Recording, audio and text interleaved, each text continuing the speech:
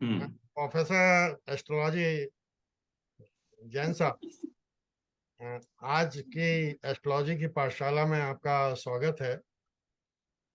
आज हम कुछ जटिल बिंदुओं पर आपसे चर्चा चाहेंगे। जनरली पब्लिक ये सोचती है कि जो इवेंट है, जो घटित होना है, उसकी एग्जैक्ट तिथि व टाइम बताने में या तो दिक्कत आती है, या वो गलत निकलते हैं, या कहा जाता है कि संभव ही नहीं है।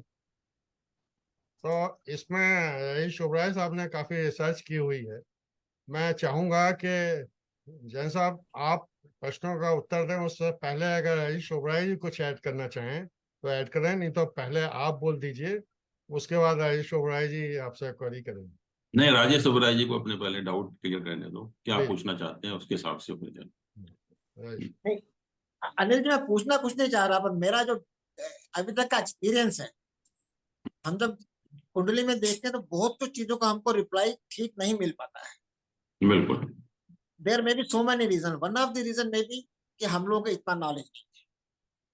अनदर रीजन मे बी हमारे पास में जो टाइमिंग और डेट्स वगैरह आए हैं कुंडली का, that may not be correct. और थर्ड ऐसा रीजन है कि so many people do not believe it. उसमें मुझे क्लैरिफिकेशन चाहिए। अनिल जी, क्या है कि एक जन्मकुंडली में बहुत खराब चीज आ रही है, और वो पर्सन अपने जिंदगी भर में इतने अच्छे अच्छे काम किए हैं, तो उसकी जन्म कुंडली खराब नहीं। तो अनिल जी, मैं ऐसे ही ना एक एक आर्टिकल पढ़ रहा था। उसने क्या किया है, उस आर्टिकल में एक राम की जन्मपत्री दिखाई है और एक रावण की। राम की जन्मपत्री is much inferior than Ravan. Ravan की जन्मपत्री मच अच्छी है राम से। पर फाइनली क्या हुआ, बिकॉज राम ने बहुत अच्छे अच्छे कर्म किए, रावण ने इतने अच्छे नहीं किए, खराब किए, और finally Ram was the upper hand रहा उसका। तो these are few of the reason जो कि आजकल दिखते हैं कि there may be the reason, इसके हम जन्मपत्री को एग्जैक्टली प्रोडिक्ट नहीं कर पाते। आपका हमको इसके लिए बताइए, क्या इसका रीजन हो सकता है? कुछ और भी हो सकता है, या और यदि है ऐसा, तो how can we predict correct things? बोलिए जैन साहब। आपके धन्यवाद सुधीर जी और राजेश जी। आपके प्रश्न बहुत वाजिब भी हैं, मतलब जरूरी भी हैं, और हम सबको समझना भी जरूरी है, क्योंकि जो एस्ट्रोलॉजी की इतनी बुराई की जाती है उसका रीजन क्या है। और जैसा आपने कहा कि बहुत बार ऐसा होता है कि प्रिडिक्शन हमारी सही नहीं होती, and the blame goes to astrologer and astrology. और दूसरा, लोग ये भी कहते हैं कि डिफरेंट डिफरेंट एस्ट्रोलॉजर हैं, उनके प्रिडिक्शन अलग अलग होते हैं। तो अगर ये नॉलेज है तो प्रिडिक्शन अलग अलग क्यों होने चाहिए? तो इसको समझना बहुत जरूरी है, और इसको समझने के लिए थोड़ा सा मैं इंट्रोड्यूस करना चाहूंगा कि साइंस क्या है और एस्ट्रोलॉजी क्या है। तो वो भी हमें थोड़ा सा समझ लेंगे तो आसानी रहेगी हमारी। हम जानते हैं कि जो साइंस की डेफिनेशन है as per dictionary, it is a knowledge coordinated, arranged and systematized. कोई भी नॉलेज अगर एक सिस्टमेटिक ऑर्डर में प्लेस्ड होती है तो we call it a science. जैसे सोशल साइंस है, पॉलिटिकल साइंस है, लीगल साइंस है, उसमें कहीं 2+2 4 नहीं होता, but that is a knowledge which is a put in a systematic order. और साइंस के अंदर जो थ्योरीज प्रोपाउंड होती हैं, दो तरह से होती हैं, या तो थ्योरेटिकल डिडक्शन हो या एम्पेरिकल ऑब्जर्वेशन हो। दो ही तरह से हम जो है थ्योरीज जो है साइंस की बनाते हैं। और एस्ट्रोलॉजी में क्या है? एस्ट्रोलॉजी में क्या है कि जो साइंटिफिक इन्वेस्टिगेशन है टाइम का, उसके थ्रू हम कुछ प्रिडिक्शन करने की कोशिश करते हैं, और कहते हैं कि टाइम एक फंक्शन हम मानते हैं, because it's very important to understand कि time is the main function in astrology. और उसको जब टाइम को एक फंक्शन मानकर, when the result detected by a series of astronomical observations are applied, so naturally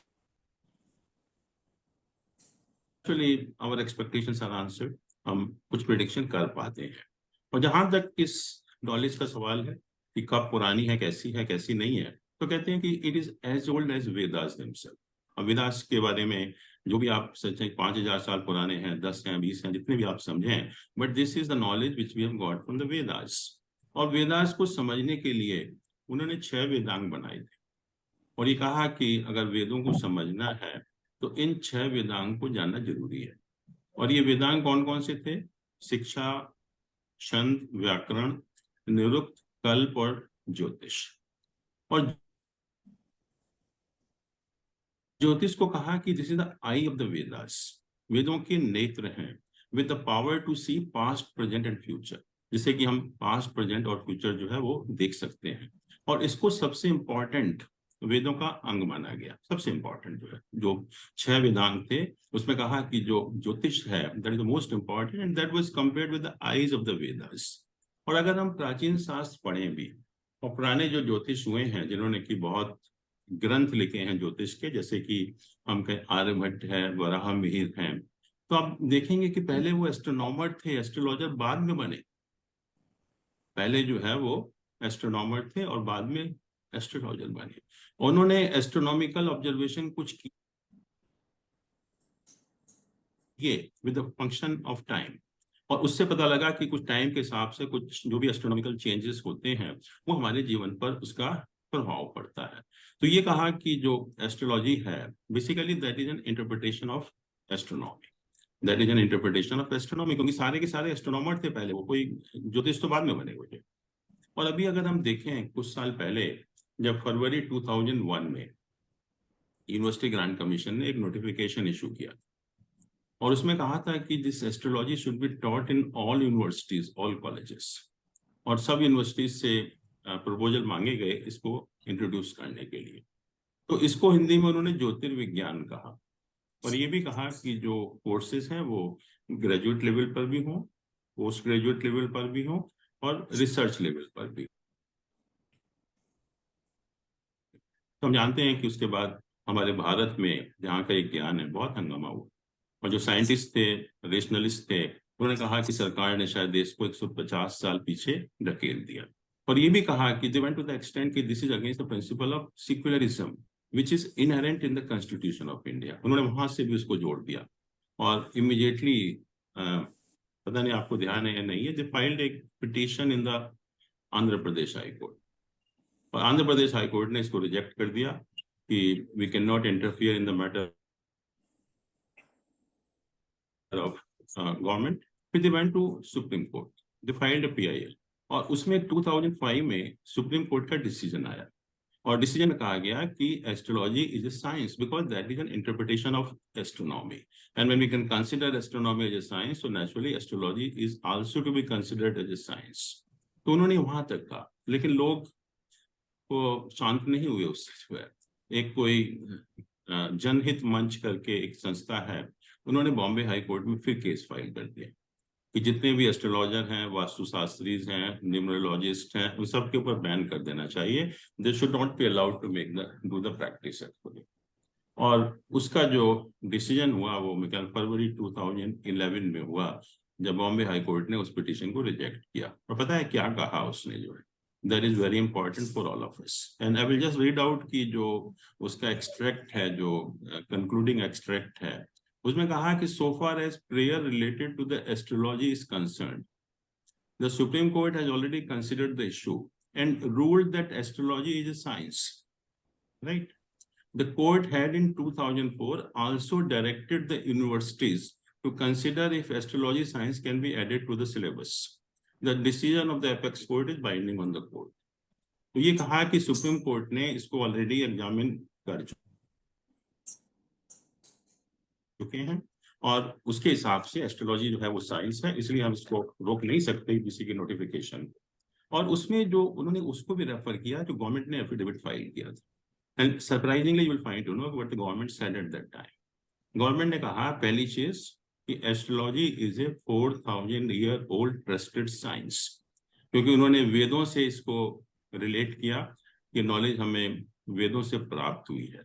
और दूसरी सबसे ज्यादा इंपॉर्टेंट चीज क्या कहा था गवर्नमेंट ने, उन्होंने कहा कि even in the western countries astrology has been included in the subject of study in some universities. कि जब वेस्टर्न कंट्रीज वाले पढ़ा सकते हैं, हमारी नॉलेज है, वेदों की नॉलेज है, फिर हमें उसको पढ़ने में क्या बुराई है, राइट? अब ये तो हमें एस्ट्रोलॉजी के बारे में मालूम हुआ कि एस्ट्रोलॉजी है क्या। 3 चीजें इंपॉर्टेंट हैं। पहला, it is entirely based on the time as a function. Entire, you can say कि the prediction will depend on the time. Secondly, Supreme Court has already said it is a science. Government of India has also said it is a science. And it is even being taught in many Western countries, in some universities, right? So that is the fact about this knowledge. अब question ये है जो आप लोग कह रहे हैं कि जब इतना एक नॉलेज है, साइंस है, एक सटीक ज्ञान है, तो हमारी जो भविष्यवाणियां हैं वो 100% सही क्यों नहीं हो? और दूसरा जो प्रश्न आपका यह है कि जो ज्योतिष की जो भविष्यवाणी है, जो डिफरेंट ज्योतिष अलग अलग भविष्यवाणी करते हैं, ऐसा क्यों? हमें यहाँ पर बहुत अच्छी तरह से समझना चाहिए कि कोई भी ज्ञान हो या विज्ञान हो, 100% अपने एक्सपेरिमेंट में खरा नहीं उतरता। और बहुत अच्छी बात है, सुधीर जी ने अभी पिछले, मेरे ख्याल में पिछले महीने ही एक टॉपिक के ऊपर डिस्कशन किया था कि बिहार में जो एक 1700 करोड़ की लागत से ब्रिज था वो कोलैप्स हो गया, राइट? और हमने बड़े आसानी से इसको इस तरह से टाल दिया कि शायद करप्शन हुआ होगा वहां पर, इसलिए हो गया। बहुत ही एक आसान तरीका है कि हम अपने इशू को, जब साइंस की बात होती है तो इतनी आसानी से उसको एक्सेप्ट कर लेते हैं, करप्शन का होगा क्योंकि साइंस तो गलत हो ही नहीं सकती। बट हम भूल जाते हैं कि हो सकता है कि हम डिजाइन में जो हमें बहुत सारे फैक्टर कंसिडर करने चाहिए थे, हम ना कर पाए, हमें ना नॉलेज हो उसकी जो है। बट किसी की हिम्मत नहीं है कि कोई ये कह दे कि इंजीनियरिंग गलत है या साइंस गलत है। किसी की हिम्मत हुई आज तक है? राइट। नहीं, सबने बड़े आसानी से कहा, सुधीर जी ने भी बड़े आसानी से कहा कि करप्शन है, रैम्पेंट है, तो इसलिए हो गया। अभी आज खबर आई है कि बिहार में दूसरा ब्रिज भी कोलैप्स हो गया। कोई माछी रिवर है वहां पर, किशनगंज डिस्ट्रिक्ट है, वो 1080 करोड़ की लागत से ब्रिज बन रहा है, वो भी कोलैप्स है। और उसके बारे में ये भी लिखा गया है कि लोगों ने पहले ही कहा था कि डिजाइन इज फॉल्टी, फिर भी वो कंस्ट्रक्शन किया जा रहा था। तो इसका अर्थ क्या है कि हमारी जो नॉलेज है साइंस के बारे में या इंजीनियरिंग के बारे में अभी भी अधूरी है, अभी भी अधूरी है।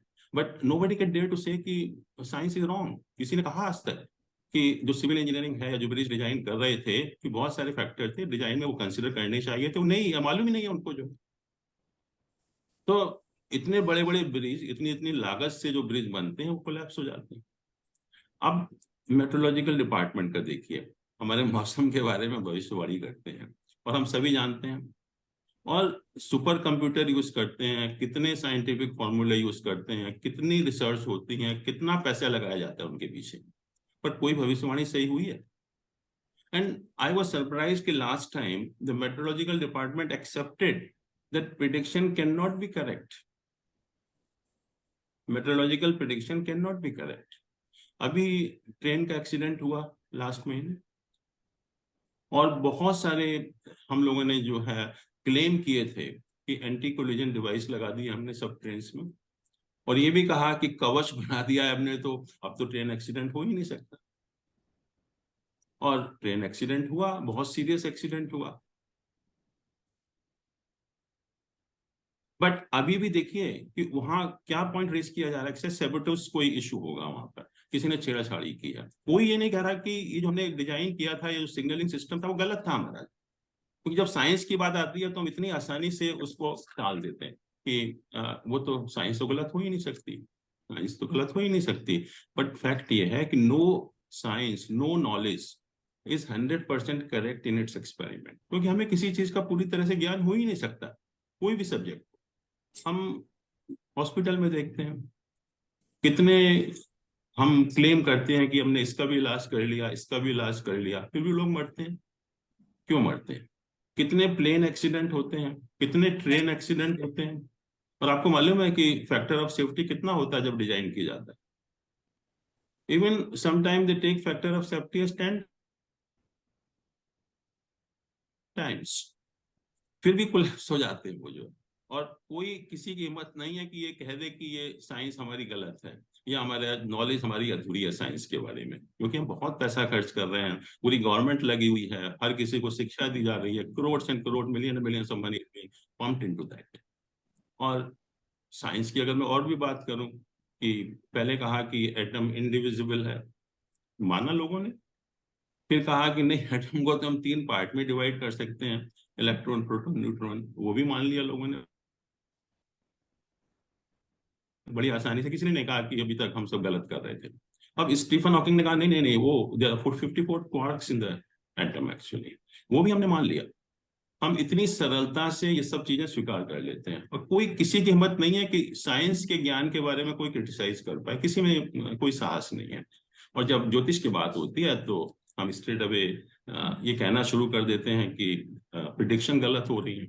और जहां तक ज्योतिष के ज्ञान की आवश्यकता है, सबसे पहले तो हमें समझना पड़ेगा कि इसके बारे में अवेयरनेस कितनी है। क्या हम इनको हमारे जो भी शैक्षिक संस्थान है उसमें हम पढ़ा रहे हैं? क्या कोई अनुसंधान किए जा रहे हैं? क्या हम पैसा इसमें लगा रहे हैं? और जैसे मैंने कहा, जब पढ़ाने की बात होती है तो जितने भी जो सो कॉल्ड साइंटिस्ट हैं, रेशनलिस्ट हैं, वो शोर मचा देते हैं कि हम देश को 150 साल पीछे ढकेल रहे हैं, जबकि फैक्ट ये है कि this is such a wonderful knowledge which is a divine knowledge which we have got from Vedas. अगर हम वेदों को गलत मान रहे हैं, अगर हम हिंदू धर्म में कहें कि वेद गलत है, तो डेफिनेटली ज्योतिष भी गलत है। अगर हम वेदों को जिस दिन हम कह देंगे गलत है, तो मैं कह दूंगा ठीक है, ज्योतिष भी शायद गलत होगा। और दूसरा, जितने भी मैंने कहा, जितने भी जो एस्ट्रोलॉजर हुए हैं वो पहले एस्ट्रोनॉमर थे। उन्होंने एस्ट्रोनॉमी के बेसिस पर, इतना ज्ञान था उनको एस्ट्रोनॉमी का, उस टाइम उन्होंने सब कुछ कैलकुलेट कर पाते थे बिना किसी, ये जो आजकल के जो इंस्ट्रूमेंट हैं, कंप्यूटर हैं, जो सब चीजें जो हैं। और जो प्रिडिक्शन गलत होती हैं उनके कई कारण हो सकते हैं। जैसे मैंने कहा कि कोई, हम इसकी फॉर्मल एजुकेशन नहीं दे रहे हैं इस विषय के बारे में। और ज्योतिष किसको मानते हैं हम सोचते हैं कि शायद एक मंदिर में बैठा हुआ पुजारी है वो बहुत बड़ा ज्योतिष है। और जो फैक्ट ये है कि उसको या तो नॉलेज ही नहीं है एस्ट्रोलॉजी के बारे में, या नॉलेज है तो बहुत कम है, आधी अधूरी नॉलेज से। और हम देखते हैं कि जितने भी प्रोफेशन है, मेडिकल हो, इंजीनियरिंग हो, आर्किटेक्ट हो, कोई भी हो, हम 4-5 साल कम से कम फॉर्मल एजुकेशन लेते हैं, तब हम इंजीनियर या डॉक्टर बनते हैं। और 4-5 साल की एजुकेशन लेने के बावजूद भी, मान लीजिए कोई डॉक्टर है, एमबीबीएस किया है, क्या आप उसको दिखाना पसंद करेंगे, कंसल्ट करना पसंद करेंगे? कभी नहीं, क्योंकि we want more and more experience, more and more knowledge. और एस्ट्रोलॉजर तो एक दिन में किताब पढ़ता है, उसको हम एस्ट्रोलॉजर मान लेते हैं, और उसके पास हम जाकर प्रिडिक्शन भी ले आते हैं। और अभी जैसे एक दिल्ली यूनिवर्सिटी के गर्ल्स कॉलेज में सर्वे हुआ था कि लड़कियों से पूछा गया था कि whether you would like to get married after matching of horoscope. Surprisingly 85% of the girls this said कि नहीं, हम बिना मैचिंग के मैरिज नहीं करेंगे। तो लोगों में ये अवेयरनेस तो है, बट क्वेश्चन इज कि where they will go for matching of horoscope. कितने लोगों को नॉलेज है हॉरोस्कोप मैच करने की? फिर कहते हैं मैरिज में क्यों प्रॉब्लम होती है कि अरे तुमने जब पता ही नहीं है तुमको कि मैचिंग ऑफ हॉरोस्कोप होता क्या है, तो गलती तो होंगी होंगी जो है। और दूसरा यह है कि ज्योतिष से हमारी उम्मीदें बहुत ज्यादा है। हम किसी भी ज्योतिष के पास जाते हैं और उससे हम पूरा बर्थ से लेकर डेथ तक सारी डिटेल 5 मिनट में मालूम करना चाहते हैं। It's not possible. एस्ट्रोलॉजी भी एक नॉलेज है, दूसरी नॉलेज की तरह जो है, it's deep knowledge. You need lot of time, lot of analytical approach. और हॉरोस्कोप देखना कोई आसान काम नहीं होता कि आपने 2 मिनट में हॉरोस्कोप देखा और काम हो गया। That is not analysing A horoscope, उसमें टाइम लगता है आपको, और वो वही कर सकता है जिसको इसके बारे में प्रॉपर नॉलेज। और फैक्ट ये है कि 95 से भी ज्यादा परसेंटेज लोग जो आजकल इस फील्ड में हैं, वो ऐसे ही लोग हैं जिनको कि या तो एबीसी भी नहीं आती सब्जेक्ट की, या आती, या नॉलेज है भी तो बहुत कम है, आधी अधूरी है। दूसरा ये है कि जितने भी हमारे प्रोफेशन है उसमें हम लोग खूब रिसर्च करते हैं, खूब पैसा देते हैं, और उसके बावजूद भी हम देखते हैं कि ये सब चीजें हो रही हैं, जैसे ब्रिज कोलैप्स हो रहा है, या डेथ हो रही है, ट्रेन एक्सीडेंट हो रहे हैं, या सैटेलाइट फेल हो जाते हैं, एरोप्लेन फेल हो जाते हैं, ट्रेन फेल हो जाती हैं, बट कोई उनके बारे में एक शब्द भी नहीं बोलता कि साइंस शायद गलत है, साइंस की नॉलेज हमारे पास अधूरी है। और दूसरा जो प्रश्न था आपका कि जब नॉलेज है ये, तो why the predictions made by different astrologers are different, ये भी एक प्रश्न है आपका जो है। आप देखिए कि जो लॉ लिखा जाता है, एक एक word, because I was in the government, एक एक वर्ड इस तरह से लिखा जाता है कि उसका डबल इंटरप्रिटेशन नहीं होना चाहिए। And every law is drafted so carefully by lot of learned people. इतना दिमाग लगता है उसमें जो है, फिर भी हम देखते हैं कि डिफरेंट कोर्ट जो है वो डिफरेंट जजमेंट देते हैं उसी लॉ के ऊपर जो है। तो वो पॉसिबल है। हम डॉक्टर के पास जाते हैं और डॉक्टर के पास जाते हैं और बिल्कुल सेम आप टेस्ट रिपोर्ट लेकर जाइए, एक डॉक्टर कुछ और कहेगा, दूसरा कुछ और कहेगा। तो this is possible in all professions कि जो इंटरप्रिटेशन है किसी भी चीज का वो अलग अलग लोगों के द्वारा वो अलग अलग किया जा सकता है। इसमें कोई नई बात नहीं है। This happens in all the professions, कोई इसमें नई चीज नहीं है। और फिर मैंने जो कहा कि सबसे इंपॉर्टेंट क्या है इसमें, कि time is the main function. Time अगर सही नहीं है तो प्रिडिक्शन आपके सही हो ही नहीं सकते, क्योंकि एंटायर जो एस्ट्रोलॉजी का फैब्रिक है that is entirely dependent upon the time, because time is the main function in that, और उसी के बेसिस पर हम सारा प्रिडिक्शन करने की कोशिश करते हैं। और जहां तक टाइम की बात है, I consulted lot of doctors. पहली चीज तो यह है कि what is the time of birth, what time should be taken as the time of birth. और दूसरा यह है कि डॉक्टर जो नोट करते हैं वो कौन सा टाइम नोट करते हैं। You will surprise to know कि जब मेरी डॉक्टर से बात हुई और उन्होंने कहा कि जो आप कह रहे हैं और जो हम टाइम नोट करते हैं आधे आधे और एक एक घंटे का डिफरेंस होता है। और हम देखते हैं कि जो ट्विंस हैं जो एक साथ पैदा होते हैं उनकी लाइफ भी अलग अलग होती है, पूरी एंटायरली डिफरेंट होती है। I have seen my self कि ट्विंस हैं और मुश्किल से मेरे ख्याल में 10 मिनट का अंतर होगा उनमें। जो one is highly qualified and settled in US and other is mentally retarded. He can't do anything at all. I've seen two females. One is having completely dark color. One is having completely fair color. One is an IAS officer, one is a clerk. So this difference is just because the difference in the time is 10 minutes or 5 minutes or even 15 minutes actually. So what astrology says that it is entirely based on time. And if the time is not correct, your predictions cannot be correct. Predictions cannot be correct. और जैसा मैंने कहा कि time कोई note नहीं करता सही time, क्योंकि we are entirely dependent on the doctor या जो लेबर रूम में जो टाइम नोट किया गया। और वो टाइम नोट में जब एक्यूरेसी नहीं आएगी, एक्यूरेट नहीं होगा, तो प्रेडिक्शन आपके कैसे सही होंगे? प्रेडिक्शन सही हो ही नहीं सकते। सबसे बड़ा रीजन तो ये है। और दूसरा मैंने कहा कि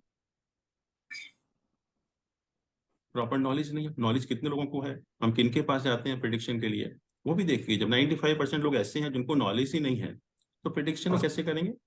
तीसरा, गवर्नमेंट ने कोई ध्यान नहीं दिया, इस सब्जेक्ट की कोई फॉर्मल एजुकेशन नहीं दी गई, कोई रिसर्च नहीं की गई और ना ही कहीं पढ़ाया जाता है इसको फॉर्मल तरीके से जो है।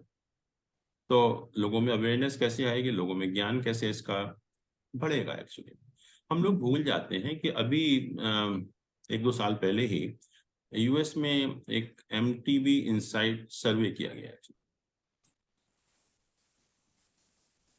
और सर्वे किया गया अबाउट द मिलेनियल्स, यंग लोगों के साथ जिनकी एज थी 14 to 29 years. And I'm not talking of the old people actually, I'm talking of the young people of today's time. And आपको ताज्जुब होगा कि उन्होंने कहा कि 75% of them they said they believe in astrology. 75% I'm saying, and I'm talking of millennials. And 65% said they regularly consult astrologers. And आपको ताज्जुब होगा कि इस इंडस्ट्री का साइज क्या है। It is $2.2 billion mystical industry, we call it. And from San Francisco to India, you don't know how many apps are being developed, how many money is being pumped into the apps. कितना पैसा हम लगा रहे हैं, क्योंकि सबको मालूम है कि बहुत बड़ी इंडस्ट्री है। कोई छोटी सी भी इंडस्ट्री हम देखते हैं तो गवर्नमेंट सब कुछ करने को तैयार हो जाती है। अब इतनी बड़ी इंडस्ट्री दुनिया का हर आदमी कंसल्ट करता है, तो अगर हम ज्ञान दे देंगे, इसकी फॉर्मल एजुकेशन दे देंगे, तो उसमें क्या बुराई है? हम प्रेडिक्शन कर पाएंगे। और जैसा मैं कहता हूँ कि प्रेडिक्शन तो एक पार्ट है। Prediction is a by product of astrology, knowledge of astrology. Main advantage is the self-management, which no knowledge teaches you self-management. It is only astrology which teaches you self-management. And with the self-management, you can completely change your life. You can make your life much, much better. लेकिन हम वो नहीं कर रहे हैं। तो जब तक हम ये नहीं करेंगे तो आपके क्वेश्चन बिल्कुल सही है कि ऐसे लोगों के पास अगर हम जाएंगे कि जिनको नॉलेज नहीं है तो प्रिडिक्शन सही होने का मतलब ही नहीं है। और दूसरा, जैसे मैंने कहा कि ये तो बहुत कॉमन सी चीज है, ये कोई नई चीज नहीं है कि जो डिफरेंट प्रोफेशनल्स होते हैं उनके इंटरप्रिटेशन अलग अलग हो सकते हैं, कोई इसमें नई चीज नहीं है। Depending on their prudence they can there may be difference in the results made by that. और तीसरा जो सबसे बड़ी चीज है कि टाइम का सही होना। अब जैसे हम देखते हैं कि अमेरिका वगैरह में तो लेबर रूम में हस्बैंड को अलाउड किया जाता है, तो at least he can note down the time. But India में तो अभी नहीं, हम पता नहीं कौन सा टाइम नोट कर रहे हैं और अंदाजे से कहते हैं। लोग कहते हैं कि वो शायद शाम को पैदा हुआ था, ध्यान तो नहीं है हमें किस टाइम है, लेकिन शाम का टाइम या सुबह का टाइम था। तो मैंने कहा जब 5 मिनट चेंज होने से हमारी लाइफ पूरी तरह से चेंज हो जाती है, तो अगर आधे घंटे पौने घंटे का डिफरेंस है तो प्रेडिक्शन फिर वो है वायर। तो टाइम का सही होना बहुत जरूरी है इसमें। और जब तक हमारा टाइम सही नहीं होगा, क्योंकि हमारे डिविजनल चार्ट जो है पूरे चेंज हो जाते हैं, और डिविजनल चार्ट चेंज होने से पूरी प्रिडिक्शन हमारी जो है वो चेंज हो जाती है। प्रिडिक्शन हमारा एक लग्न चार्ट नहीं है। लग्न चार्ट से तो कुछ इंडिकेशन मिलते हैं हमें, लेकिन डिविजनल चार्ट से हम उसको डिटेल में देखते हैं या उस लाइफ के एस्पेक्ट को कंफर्म करते हैं कि जो इंडिकेशन हमारे लग्न चार्ट में हैं वो बाकी में ही मिलेंगे या नहीं मिलेंगे। तो ये सब चीजें हैं जिसकी वजह से ये सब प्रॉब्लम हो रही है। तो I hope your question is answered. Anil ji, एक क्वेश्चन आंसर नहीं मिला अभी भी। वो क्वेश्चन ये था कि यदि हम बहुत अच्छे कर्म कर रहे हैं इस जन्म में, may be from day one, बहुत दिन से और बहुत सीरियसली कर रहे हैं, तो वो हमारी जन्म पत्री इस जन्म की इम्प्रूव करेगा कि? बिल्कुल करेगा। देखिए, जो हमारा बर्थ होता है वो आपके कर्मों का बैलेंस है at the time of birth, कि पिछले जन्म तक आपने जो भी कर्म किए उसका लेखा जोखा है। एंड एंटायर एस्ट्रोलॉजी या all philosophies, all religions, they believe in the theory of कर्म। इसमें तो कोई डाउट नहीं है, जो हम कर्म करते हैं उसका फल मिलता है। तो अगर हम बर्थ के बाद हमारे कर्म अगर अच्छे होंगे तो डेफिनेटली हमारे जो रिजल्ट्स हैं, जो इंडिकेशन है, पूरे चेंज हो जाते हैं। और ऐसा बहुत लोगों में होता है। इसीलिए हम कहते हैं कि अगर हम कोई भी उपाय करते हैं, और उपाय में जो हमारा कंडक्ट है वो भी शामिल है, कंडक्ट को चेंज करके हम पूरे के पूरे जो रिजल्ट्स हैं उनको चेंज कर सकते हैं। तो अनिल जी, फिर उस केस में जो है एक आई अच्छे कैन से गिव यू अच्छा लॉट ऑफ एस्ट्रोलॉजर, एग्जांपल्स जिन लोगों ने किया है। हाँ जी। अनिल जी उस केस में जो है बड़े से बड़ा एस्ट्रोलॉजर भी बहुत अच्छा प्रेडिक्ट नहीं कर पाएगा, क्योंकि जन्मपत्री खराब है, पर इतने अच्छे कर्म कर रहा है तो देखिए उसको। देखिए, मैंने क्या कहा कि एस्ट्रोलॉजी जो है, ये जो स्टार्स हैं, they just give an indication what is likely to O, happen. They don't tell you that what will happen. This is likely to happen. जैसे मान लीजिए कि हम वेदर फोरकास्ट देखते हैं, और यूएसए में तो बहुत कॉमन है कि हम शाम को वेदर फोरकास्ट देखते हैं for the next day, and that is hourly weather forecast. और उसके बेसिस पर हम पूरा दिन प्लान करते हैं, हम अपने सारे काम कर पाते हैं, इवन बारिश वारिश के बावजूद भी जो है। तो हमने पूरे दिन को प्लान कर लिया। तो वो ही एग्जैक्टली सेम चीज हमारी ज्योतिष मदद करता है अपनी लाइफ को प्लान करने। अब हमारे तो, ऊपर है कि हम किस तरह से प्लान करें। तो अनिल जी, हम ये कह सकते हैं कि जन्म कुंडली का पोटेंशियल ही दिखाती है, प्रेडिक्शन नहीं कर सकते एग्जैक्टली इसके बेसिस पे। Is it correct? जन्म कुंडली is like a thermometer, is like a thermometer. जब हमको बुखार होता है तो हम थर्मामीटर से उसको नापते हैं। Thermometer is not a cause for the fever, thermometer only reveals the fever. फिर उसके बाद हम क्या करते हैं, बुखार 104 देखकर हम ये तो नहीं कहते हम तो मर जाएंगे, अब कुछ नहीं होने वाला। हम That's correct. इलाज करा के पूरे ठीक हो जाते हैं, नहीं हो जाते हैं। So exactly same position is the position of planet at the time of birth. They are only indicating that this is likely to happen. This is the tendency. Now it all depends on you, what you do. अगर हमें पता है बारिश हो रही है तो आप छाता लेके, आपकी मर्जी है, छाता लेके चलोगे, आप भीगना चाहोगे उसके अंदर।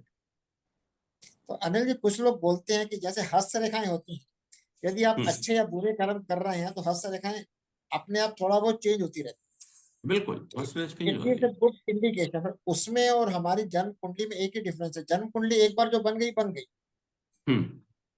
तो कुछ लोग बोलते हैं हस्त रेखा से you can get a little better things than जन्म कुंडली देखिए, करेक्ट। हस्तरेखा, I am not expert in हस्तरेखा, but even then I can tell you कि in astrology we can pinpoint the event, we can pinpoint the date of event, but from the palmistry we can only have a general indication. पर Anil ji that you agree कि हस्तरेखा So change that will होती not रहती है? help you in our day to day prediction कि आज मेरा promotion होगा, मेरी शादी कब होगी, वो कुछ नहीं बता पाएगी। पर Anil ji do you agree कि हस्तरेखा चेंज होती रहती है टाइम के साथ? बिल्कुल, वो तो हम एस्ट्रोलॉजी भी कहते हैं, आपके प्लैनेट भी चेंज हो जाते हैं सारे। अगर आप अच्छे कर्म करेंगे तो जो प्लैनेट का इंडिकेशन आपको मिल रहा है बर्थ चार्ट में, वो बिल्कुल नहीं होगा। That was the main question, yes it will change. Okay जी, थैंक यू अनिल जी, बहुत अच्छा एक्सप्लेन किया आपने। नहीं, thank you so much. Thank you very much, Professor Astrology Anil Jain Saab, Rajesh Oberoi ji, Kanchan Oberoi ji, for your presence in this discussion. जो मेरी समझ में आया है आज की चर्चा के बाद कि सबसे ज्यादा इम्पोर्टेंट ये है कि गवर्नमेंट कुछ इन्वेस्टमेंट करे, गवर्नमेंट R&D पे खर्चा करे, मेधावी छात्र रिसर्च करें, इस सब्जेक्ट को पढ़ें। उसके साथ साथ वो जैन साहब एक क्वेश्चन का जो जवाब नहीं दिया आपने, डॉक्टरों को और पेरेंट्स को पता होना चाहिए कि exact date of exact time of birth क्या है। करेक्ट, ये तो तमाम एम्बिग्युइटी है, तो इसमें तो वो पहले अवेयरनेस आएगा जब लोग पढ़ेंगे तो अपने आप बताएंगे सबको जो है नहीं। टाइम, वो जो टाइम ऑफ बर्थ है, I think that is for the knowledge of everyone कि जो टाइम ऑफ बर्थ हमें क्या नोट करना चाहिए। Time of birth is the time when the umbilical cord is cut, क्योंकि उस टाइम से पहले जो है the child is breathing through the mother, child doesn't have the independent existence. तो जैसे ही वो अम्बिलिकल कॉर्ड कट होती है, that time should be noted and that is the right time of birth. Thank you very much, आपने ये बताया, इसका प्रचार प्रसार हम लोग भी करेंगे जिससे कि डॉक्टर से पेरेंट्स से ये पूछें और उसी के अनुसार अपनी कुंडली बनवाई जाए। मगर मैं जैन साहब, मेरी जो समझ में आया है प्रोफेसर जैन साहब, कि असली विधा या असली ज्ञान उस तरीके को जानने का है कि हम कुंडली को कैसे पढ़ें, मतलब दशा और महादशा कैसे देखें। और जनरली इसी में कंफ्यूजन, इसी में अच्छे एस्ट्रोलॉजर और खराब एस्ट्रोलॉजर में भिन्नता होती है। इसलिए हम चाहेंगे कि एक केस स्टडी ली जाए और हम लोग समय समय पे डिफरेंट केसेस की केस स्टडी लें और आप हमको पढ़ना बताएं कि दशा और अंतर्दशा देख के एग्जैक्ट टाइम ऑफ इवेंट कैसे देखा जाए। तो इसके लिए हम लोग चर्चा कर लेंगे।